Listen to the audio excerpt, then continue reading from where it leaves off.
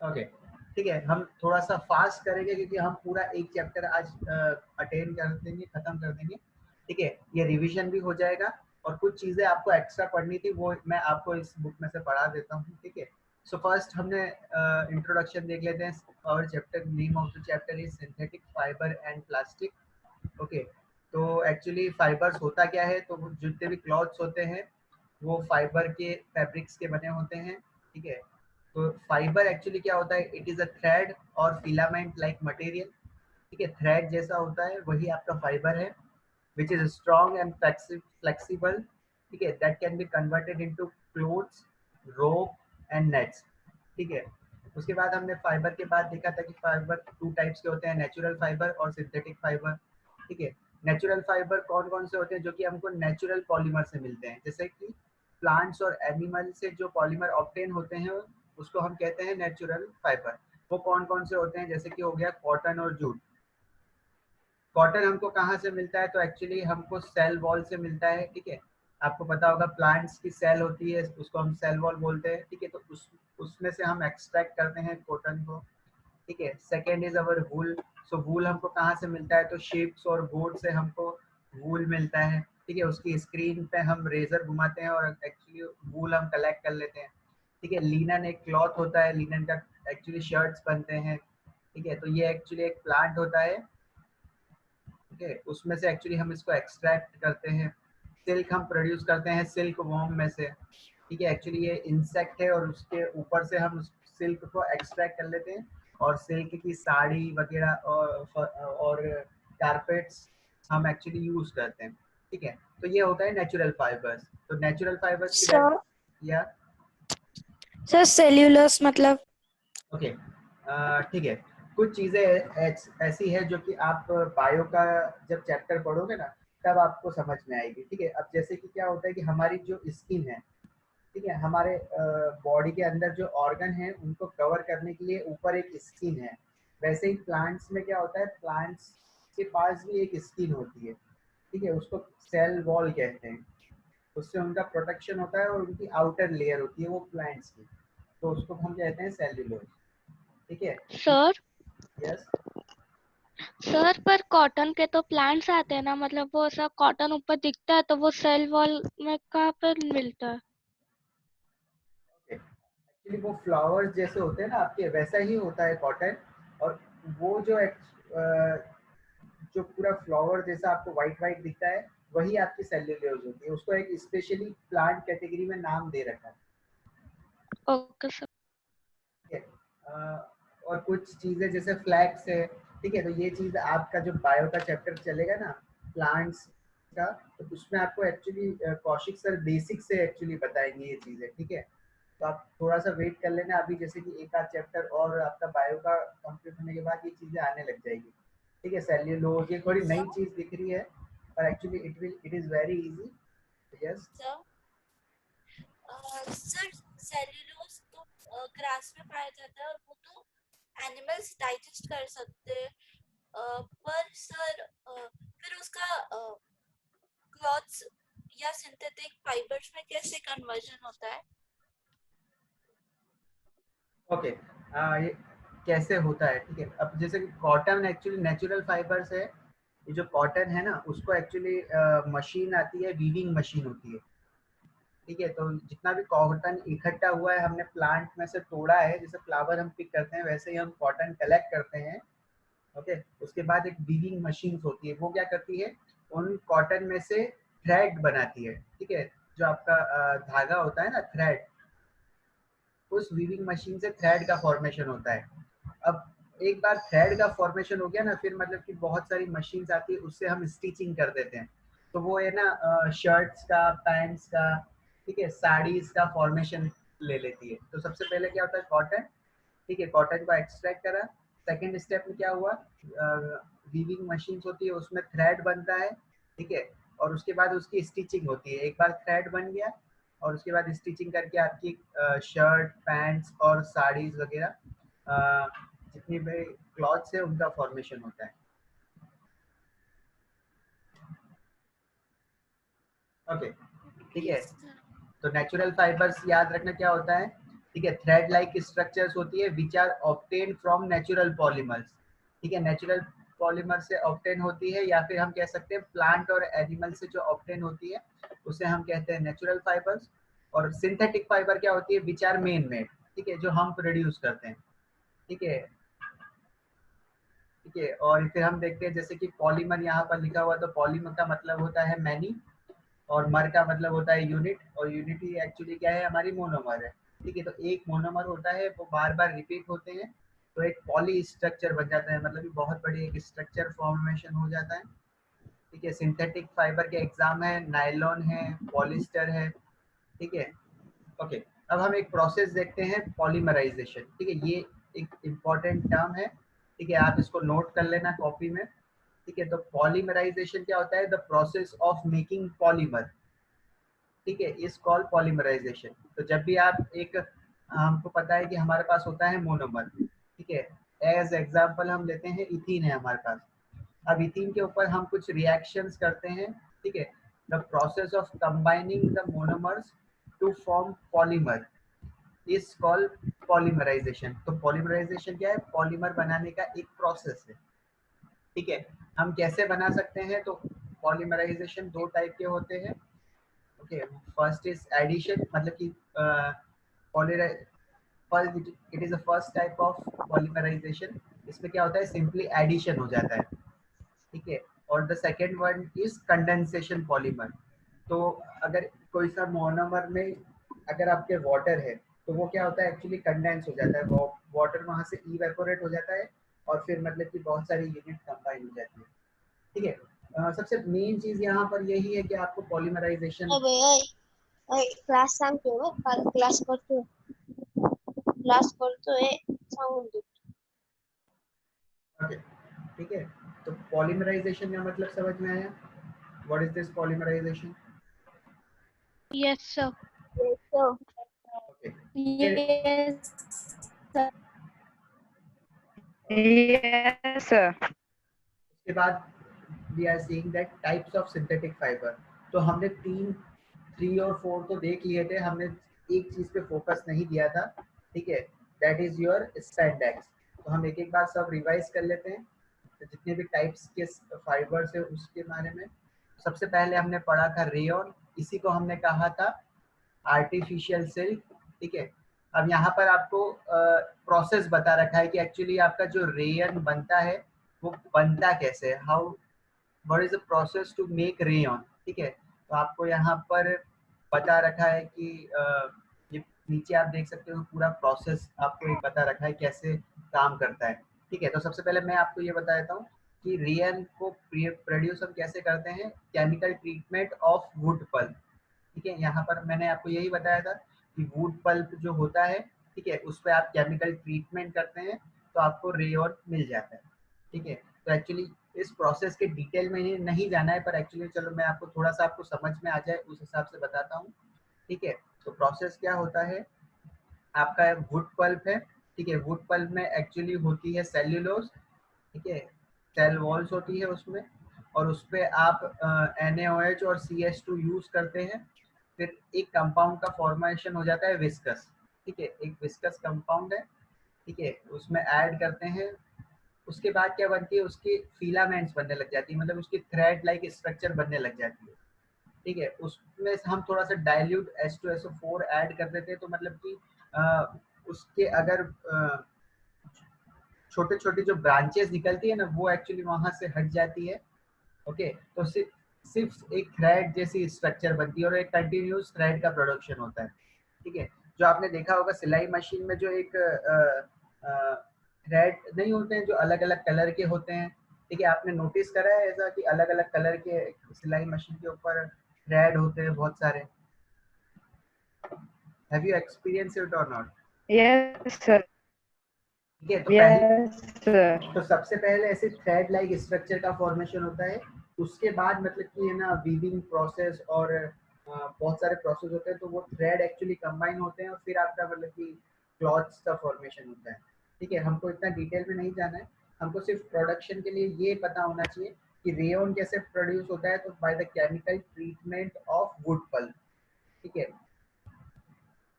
और रेयन को ही हम कहते हैं आर्टिफिशियल सिल्क।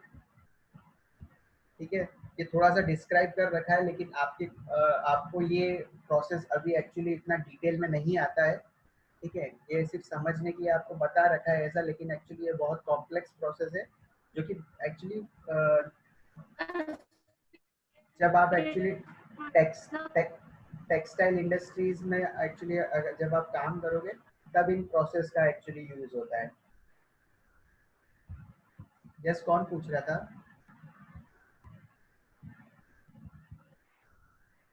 यस दिया? No sir. ओके, ठीक है। ओके, इनकी प्रॉपर्टीज और इनके यूजेस पता होने चाहिए हमको। ठीक है, तो rayon has a property, it can absorb sweat because of its tendency to absorb moisture. ठीक है, so it is preferred over synthetic fabric in summer season. ठीक है, तो समर में एक्चुअली हम प्रेफर करते हैं रेयन के क्लोथ्स पहनना, बिकॉज क्या है कि रेयन बहुत अच्छा स्वेट एब्जॉर्ब कर लेता है। ठीक है, it is shiny and lustrous and it look like silk. ठीक है, रिजेंबल्स मतलब होता है look like silk. It can be died in the wide variety of colours. ठीक है, इसको बहुत सारे अलग कलर में भी हम डाई कर सकते हैं। ओके, ओके, रिसेंबल मतलब कि लाइक सिल्क। ठीक है, रेयन को हम कहते हैं आर्टिफिशियल सिल्क, वो हम क्यों कहते हैं? Because it look like silk. ठीक है, रिसेंबल मतलब लुक लाइक। ओके, यूजेस हमने देख लिए थे। ठीक है, हम वापस यहाँ पर देख लेते हैं कि एक्चुअली हम इससे बेड शीट्स बनाते हैं। ठीक है, कारपेट्स बनाते हैं सिल्क के, और सॉरी रेयन के। ठीक है, रेयन के हम शर्ट्स बनाते हैं। ओके, और क्या बनाते हैं? एक्चुअली हम इससे बैंडेजेस और ड्रेसिंग्स बनाते हैं। ठीक है, तो एक्चुअली जो फर्स्ट सेकेंड पॉइंट है ना, यूजेस वो इनफ हैं। ठीक है, 3-4 आप याद कर सको तो कर लेना, लेकिन एक्चुअली टायर के अंदर जो मतलब कि कॉर्ड्स होती है वो बनाने के फॉर्मेशन में यूज होते हैं।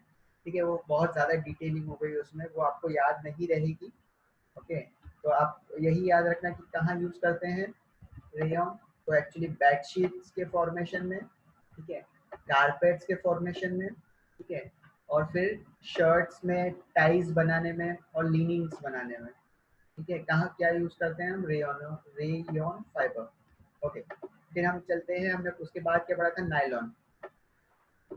ओके, यहाँ पर बता रखा है कि नायलॉन की डिस्कवरी 1930s में हुई थी। ठीक है, कोई दिक्कत नहीं है। Okay, it was developed in New York and London, तो इसलिए एक्चुअली इसको कंबाइन करके दे दिया नायलॉन। न्यूयॉर्क मतलब कि NY और लंदन मतलब कि LON को दे दिया लंदन, तो कंबाइन करके एक्चुअली नायलॉन कर दिया इसको। ठीक है, it is the first man made fully synthetic fibre. ठीक है, तो एक्चुअली नायलॉन के भी बहुत सारे टाइप होते हैं, जैसे कि नायलॉन 6 एक टाइप है, नायलॉन 66 एक और टाइप है, और नायलॉन 510 भी एक टाइप है। तो नायलॉन भी एक्चुअली बहुत सारे टाइप्स के होते हैं। ठीक है, तो एक्चुअली नायलॉन का फॉर्मेशन कैसे होता है कि दो अलग अलग मोनोमर यूनिट रहती है, वो आपस में कंबाइन करती है। ठीक है, तो फॉर्मेशन होता है नायलॉन का। ओके, नायलॉन की प्रॉपर्टीज क्या होती है? It has high strength and high elasticity. हमने देखा था कि इलास्टिक होता है ये। Okay, and it does not lose strength even after repeated use. So actually,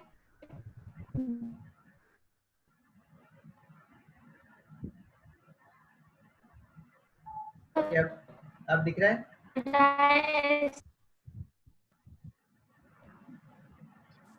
yes sir, दिख रहा है अभी।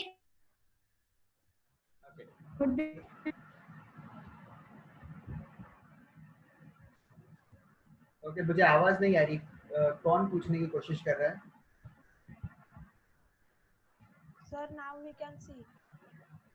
ओके, ठीक है। प्रॉपर्टीज हम देख रहे थे नायलॉन की, तो सबसे पहले हमने देखा था इट्स वेरी हाई इलास्टिक। ठीक है, नायलॉन हैज हाई स्ट्रेंथ, तो इसलिए हम रोप्स में उसको यूज करते हैं। ठीक है, इलास्टिक है, तो एक्चुअली हम हाई इलास्टिक है तो इसलिए हम उसको सॉक्स में यूज करते हैं। ठीक है, ताकि हम सॉक्स में यूज करते हैं क्योंकि वो बहुत इलास्टिक होता है। ठीक है, it is lustrous and easy to wash. ठीक है, तो एक्चुअली ड्यूरेबल भी है ये। ठीक है, इट एब्जॉर्ब लिटिल वाटर और इसकी ड्राई अप प्रॉपर्टी भी बहुत अच्छी है। ठीक है, जल्दी से सूख जाता है। And it is wrinkle resistance, मैंने आपको बताया था कि मतलब इन पे नायलॉन के क्लॉथ्स पे क्या सल भी नहीं पड़ते हैं। ठीक है, it is light fine and durable. तो और ये क्या होता है, हल्का भी होता है। ठीक है, और ड्यूरेबल भी होता है। यूजेस क्या है इसके, तो uses are we are using nylon in making socks, saris, shirts and other garments. Okay, इसको हम मिक्स करते हैं वूल के साथ। It is used to blend with wool to increase the strength and used in making carpets. ठीक है, तो carpets formation में भी हम नायलॉन को यूज करते हैं। ओके, हम एक्चुअली इसको इसकी स्ट्रेंथ और इलास्टिक ये बहुत ज़्यादा होता है, तो हम इसको यूज करते हैं टैंक बनाने में, पैराशूट्स बनाने में, अम्ब्रेला बनाने में। ओके, फिशिंग नेट्स में यूज करते हैं, रोप्स में यूज करते हैं। ठीक है, स्ट्रिंग्स फॉर, ओके, बैडमिंटन के जो रैकेट्स होते हैं, टेनिस के जो रैकेट्स होते हैं, उसमें जो स्ट्रिंग्स होती है वो नायलॉन की होती है। ओके, हम टूथब्रश में यूज करते हैं। ठीक है, कार सीट बेल्ट्स में हम इसको यूज करते हैं। ठीक है, बहुत सारे इसके यूजेस हैं। ठीक है, नायलॉन के तो वाइड यूजेस हैं। ओके, हम इसको नायलॉन की जो स्ट्रिप्स होती है वो उसको मशीन पार्ट्स में भी यूज करते हैं एज अ बेल्ट बनाकर। ओके, अब इसमें जो सबसे कॉमन हमको जो पढ़ना था एक, वो हम पढ़ लेते हैं। ठीक है, सबसे मोस्ट कॉमन जो एक नायलॉन का पार्ट है। ठीक है, नायलॉन बहुत बहुत टाइप के होते हैं। ठीक है, नायलॉन 6 होता है, नायलॉन 6 होता है, नायलॉन 510 होता है। ठीक है, तो एक नायलॉन हम देख लेते हैं, सबसे कॉमन जो होता है वो नायलॉन 6 होता है। ठीक है, अब इसका फॉर्मेशन कैसे होता है पता है, एक एडिपिक एसिड होता है, it is combining with hexamethylene diamine. ठीक है, ये दोनों हाई टेम्परेचर और हाई प्रेशर पे एक्चुअली इनकी रिएक्शन हो जाती है, तब फॉर्मेशन होता है नायलॉन 6 का, और वाटर इवेपोरेट हो जाता है साथ में। ठीक है, तो ये एक एक्चुअली एक प्रोसेस है। ये हम एक्चुअली सिंथेटिक होता है ये नायलॉन भी। ठीक है, तो नायलॉन 6 का फॉर्मेशन कैसा होता है, आपको सिर्फ याद रखना पड़ेगा कि एडिपिक एसिड और हेक्सामिथिलिन डायमीन। ठीक है, एक्चुअली ये केमिकल कंपाउंड है, बहुत कॉम्प्लेक्स कंपाउंड है ये। आई होप एक्चुअली नाम आपको याद हो जाए, तो चलो ठीक है, एक याद करने के लिए आप एक काम करो, आप, ठीक है, आप ये जो रिएक्शन लिखी हुई है ना, इसको एक बार कमेंट बॉक्स में लिखो कि how do you form nylon 6। ठीक है, तो आपको एक्चुअली थोड़ा सा आप लिखोगे तो पता चलेगा एडिपिक एसिड और हेक्सामिथिलिन डायमीन क्या होता है।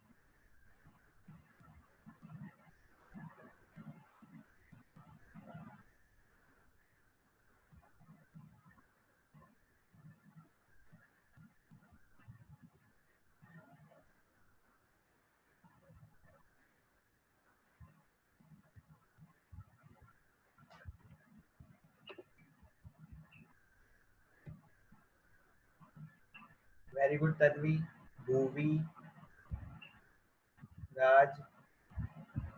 ठीक है, तो ये हमने आज एक एक्स्ट्रा चीज पढ़ी है। हमने एक्चुअली जो नायलॉन होते हैं बहुत सारे टाइप्स के होते हैं, उसमें से एक जो कॉमन टाइप है ना, जो हम ज्यादातर यूज करते हैं, दैट इज नायलॉन 6। ठीक है, तो उसका फॉर्मेशन कैसे होता है, तो हमको ये वर्ड्स याद रखनी चाहिए। ठीक है, कभी भी एक्स्ट्रा नॉलेज हमको थोड़ा सा ध्यान में तो रहना ही चाहिए। कभी भी इन पे अगर क्वेश्चंस आ जाएं तो we are ready to face it. ठीक है, ओके, फिर देखते हैं हम। ओके, ये हमने एक एक्टिविटी करी थी, राइट। तो कॉटन, ये होता है आपका आयरन स्टैंड। ठीक है, यहाँ पर एक्चुअली आपने ये थ्रेड यूज करे थे अलग अलग टाइप के, और यहाँ पर आप वेट प्लेस कर रहे थे। ठीक है, आप वेट धीरे धीरे यहाँ पर इंक्रीज करते जा रहे थे, और एक पॉइंट ऐसा आ रहा था कि ये जो थ्रेड है बीच वाला वो ब्रेक हो जा रहा था। तो ये हमने इसलिए करा था कि हम देखना चाहते थे कि सबसे ज्यादा वेट कौन ले सकता है, सबसे ज्यादा स्ट्रेंथ किसकी है। तो देखो आप यहाँ पर एक्सपेरिमेंट जो ये करा था उसकी कुछ वैल्यूज है। ओके, कॉटन एक्चुअली 10 ग्राम ही वेट ले सकता था तो उसकी स्ट्रेंथ कम थी। उसके बाद वूल की स्ट्रेंथ उससे ज़्यादा है कॉटन से। फिर सिल्क की स्ट्रेंथ वूल से भी ज़्यादा है और कॉटन से भी ज़्यादा है, लेकिन सबसे ज़्यादा जो स्ट्रेंथ है वो नायलॉन की है, क्योंकि उसने सबसे ज़्यादा वेट को होल्ड करा। ठीक है, तो ये वो आपका एक्सपेरिमेंट है जो कि हमने देखा था, राइट। ओके, इसके बाद ये 3 क्वेश्चन है, आप इसको नोट कर लो। ठीक है, इसके आंसर आप लिख सकते हो। ठीक है, तो ये आप जो नोट्स आप बनाओगे, ठीक है, उसमें आपको क्या करना है, ये क्वेश्चंस ऐड करना है, इनके आंसर फाइंड करना है आपको। ठीक है, देयर आर 3 क्वेश्चंस। ठीक है, आप नोट कर लो इनको, स्क्रीनशॉट ले लो।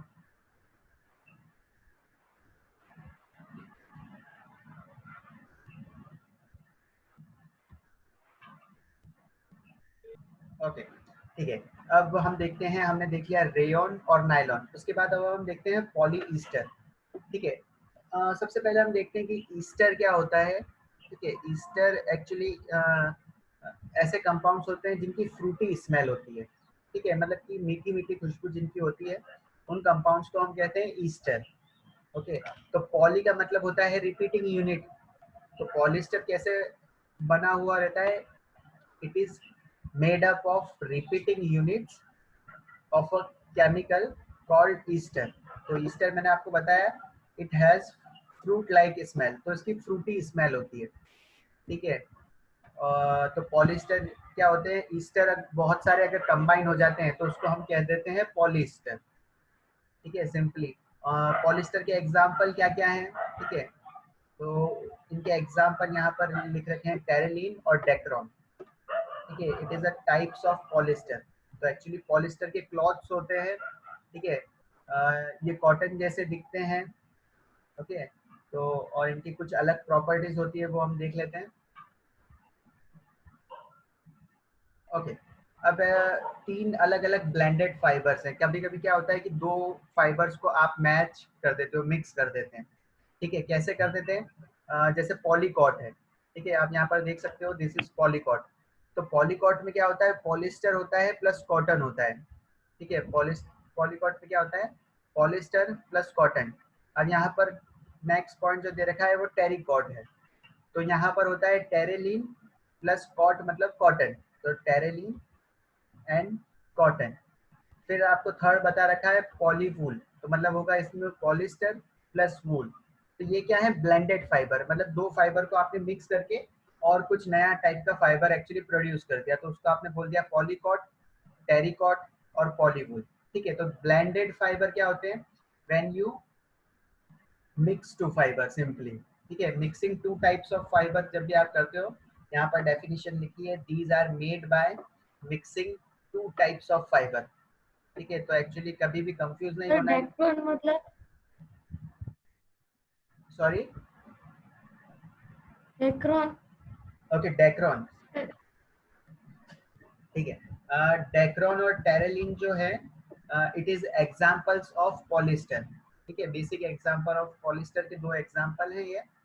ठीक है, एक टेरेलिन है और दूसरा डेक्रॉन। तो वो यही actually it is a fibre. ठीक है, ये भी क्या है, फाइबर ही है।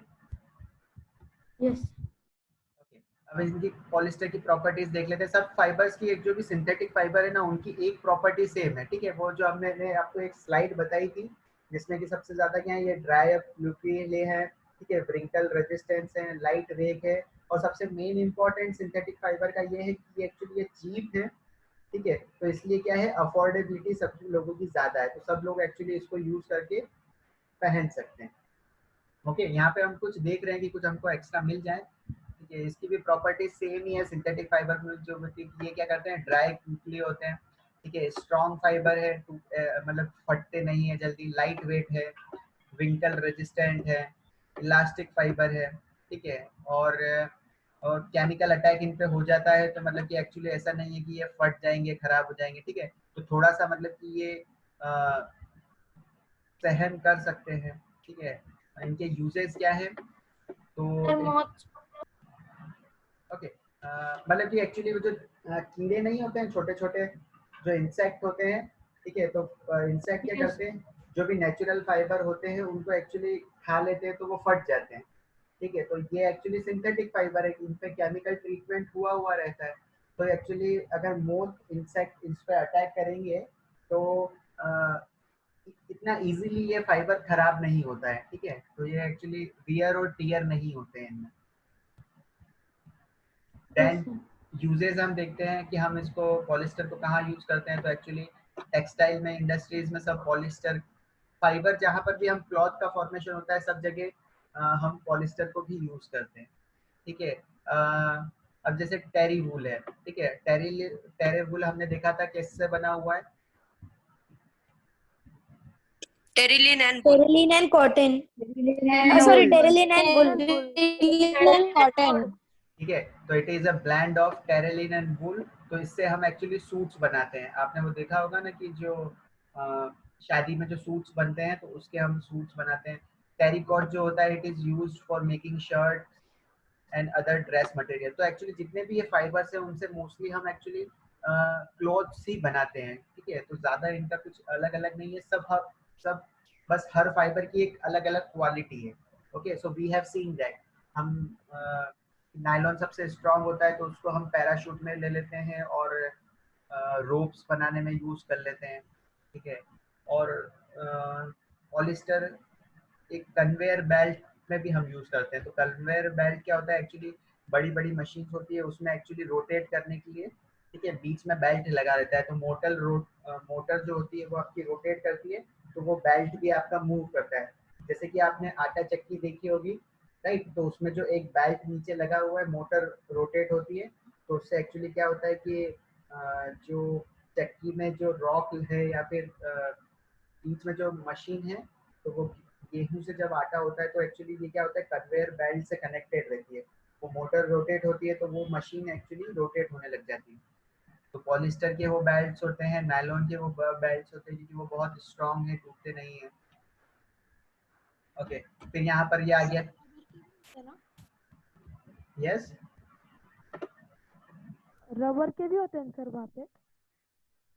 एक्चुअली अब अभी आपको पता पड़ेगा कि रबर भी एक्चुअली एक पॉलीमर ही है, ठीक है। तो बहुत सारी चीजें आपस में मिक्स हो जाती है और rubber is also a polymer,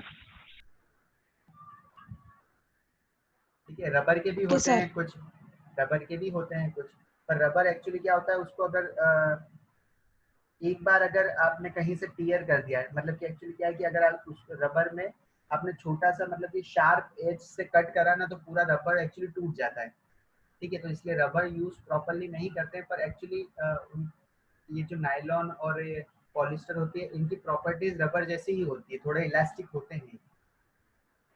okay, then it is your PET, ठीक है। कॉमनली एक यूज है पॉलिस्टर है पीईटी, ठीक है।